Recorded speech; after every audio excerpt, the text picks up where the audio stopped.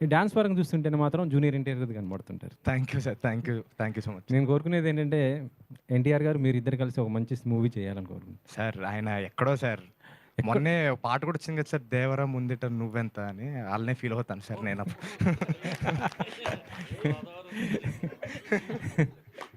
కానీ ఏదో రోజు మీరు కూడా అంత స్టార్ అవుతారండి. Thank you sir. Thank you sir. So, అంటే మీకు ఈ కథ చెప్పినప్పుడు అంటే బన్నీవాస్ గారికి చెప్పినప్పుడు ఆయన అసలకి బాగా నవ్వి ఈ నొప్పొచ్చాయండి. మరి మీకు చెప్పినప్పుడు మీకెలా అనిపించింది అసలు? నాకు అలా అనిపించింది కాబట్టి ఈరోజు ఇక్కడ ఉన్నానండి. సో, అంజి గారు ఆయన నరేషన్‌లోనే ఆ పవర్ ఉందండి. అంటే చూసినట్టుగా కనపడతదనమాట సినిమా.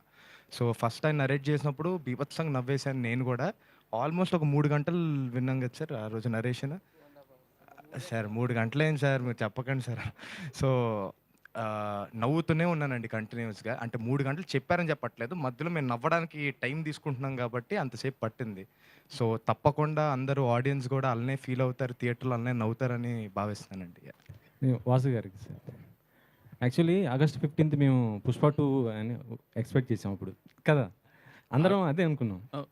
ఇప్పుడు ఆయిది అవగొట్టిన తర్వాత ఎలాగా మీరు నన్ను యేసుకుంటారు? నాకది క్లారిటీ ఉంది. ఫస్ట్ ఆయిది అవగొట్టొద్దు. హ్మ్. అదే సార్. అంటే ఆహ్, ఆ! అంటే ఆ!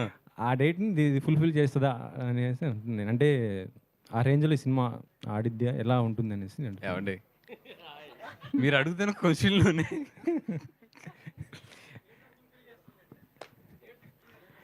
థియేటర్స్ ఫుల్ అవుతే నాకు హ్యాపీ ఫస్ట్. ఆ సినిమాతో కంపారిజన్ ఇయన్నీ కాదు గానీ, ఆగస్ట్ 15థ్ చాలా సినిమాలు కూడా వస్తున్నాయి దీంతో పాటు. ఇప్పుడు మా ఇదంతా ఎక్కడుందంటే, ఇప్పుడు నేను థియేటర్లు పట్టుకోవాలి ఫస్ట్ టైమ్ నేను కూడా.